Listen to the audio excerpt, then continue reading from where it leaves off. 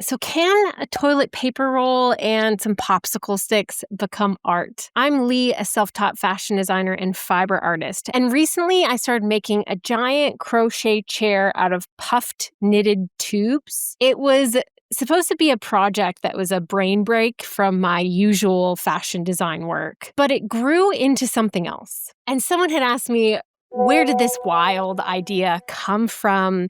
And initially I wanted to respond with a very artsy, proper answer. But honestly, it had been an idea that I'd been mulling over for a long time from a class I hadn't been ready for and a craft hack that I had discovered that had involved a toilet paper roll and the fact that I had no idea what I was doing. And maybe you've been there too. So tell me, do you think that art has to come from proper technique and process, or can it just be a simple idea that you're willing to follow with your curiosity and see where it takes you? So before I became a self-taught fashion designer, back in 2022, I was just experimenting, taking some little classes to see if I even was interested in this thing called fashion design. And I signed up for a knitwear design class. It was all done online. It was digital, once a week, and we weren't producing any physical anything. So I figured I don't actually have to know how to knit or crochet or anything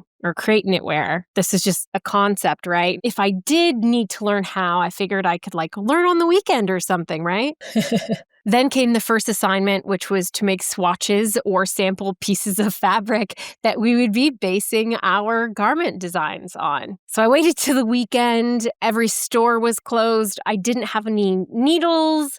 I had a little bit of yarn, but I think most importantly, I had no clue how to knit. So I Googled how to knit without knitting needles, and next thing you know, I had a toilet paper roll in hand, popsicle sticks taped to it, looping yarn over itself like it was a fifth grade craft project. But somehow this silly little tube, which was all that I had, became the basis for the swatch for that class project. And it was super flimsy, right? Because knitting is super flimsy, and yes, this is the original thing. So I ended up stuffing it with goodness knows what to give it a little bit of structure. But this idea of a knitted structure tube just got lodged in my head and stuck there for years. So much of art and fashion is gate kept. There's the right way to do things. There's the right materials that you should be using. And then for those of us who end up being self-taught, it's is not knowing what those correct processes are a barrier?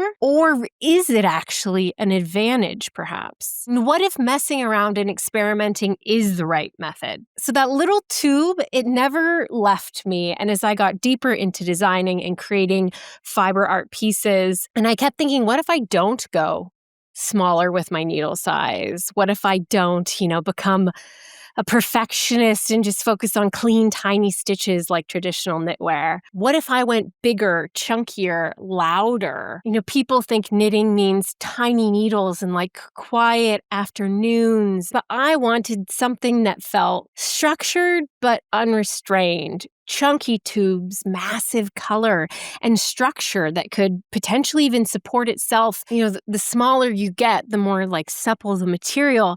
And I wanted to take this entirely in the opposite direction. I started noticing that other designers were doing this too in Katrina Sanchez's soft sculptures, Nick Cave's wild sound suits. There was fiber work that was doing this, and it was all being treated as fine art. But even in that, then there's this artistic hierarchy. Why is a knit tube put on a pedestal, but then your grandmother's blanket is laid on the floor? So back to the chair concept, I had been low-key obsessing over chairs throughout my travels in Europe. I wanted something that felt boxy but luxurious, kind of like a Chesterfield with those even sides, but out of an unexpected material with more texture to it. So I had found a metal frame. I cut foam pieces to fit the structure that I wanted. And then eventually I started this project of knitting these tubes and then stuffing them and crocheting them to create a new structure. But midway through creating this, I realized that I wasn't just making a chair. This really was a piece of art. This was the natural evolution in my brain of that toilet paper roll and those popsicle sticks combined with my, I think, frustration with the assumption that with skill and technical complexity, your fiber pieces must get smaller and smaller and smaller via the knitting machine. And then combined with what I think is the simplest form of any sort of knitwear creation, which is doing any sort of arm weaving. And in this case, I'm doing like crochet with my hands because the tubes are too big for hooks or anything like that. And if you're wondering, what does this have to do with fashion design? It actually has everything to do with fashion design, because this whole time I've been chasing the same questions. Can a knitted tube be used in a dress? How could I make a new material out of other knitted materials? What kind of shapes can I play with? Can this concept be elegant and high fashion? Could we make something bold and wearable out of this wrong idea? And I also think, and maybe at the root of this, can I be taken seriously as a high fashion designer when I don't have the right education, when I don't have the right industry connections, and when my ideas don't follow the process that, they're supposed to? I just wove a dress out of neckties, something I never thought would A, look good and B, work, but it was pretty amazing. And now I do know how to build these tubes in a way that it will work for a garment and will actually give me a lot more freedom in, I think, creating really sculptural pieces in an innovative way. I guess this chair isn't really a deviation from fashion design. So it's actually a material test that's helping advance my ability to test ideas. But I still think it's relevant that it took me kind of treating this like a joke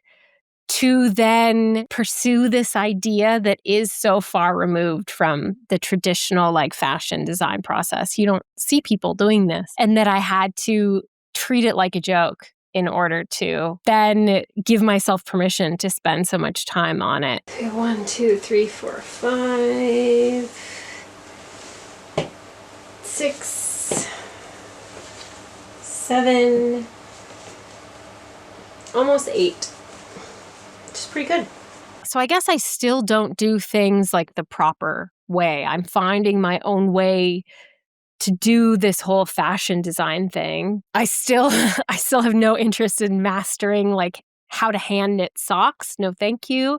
But I do apparently know how to follow an idea. And I'm beginning to think that maybe some of the best art comes from just being curious enough to explore the simple, the potentially dumb ideas and see where it takes you and see what they evolve into. Francis, is that for you?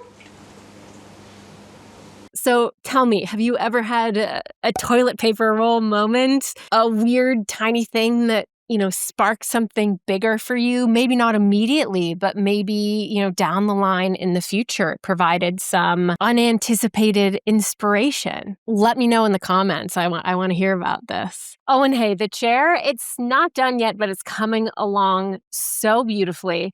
If you've enjoyed this video and you want to see where this wild idea ends up, hit that like and subscribe button and turn on that notification bell so that you can come back soon and see the big reveal of this art piece. But again, this is a journey, and I feel like we're still just getting started. So thank you for watching, and I'll see you next time.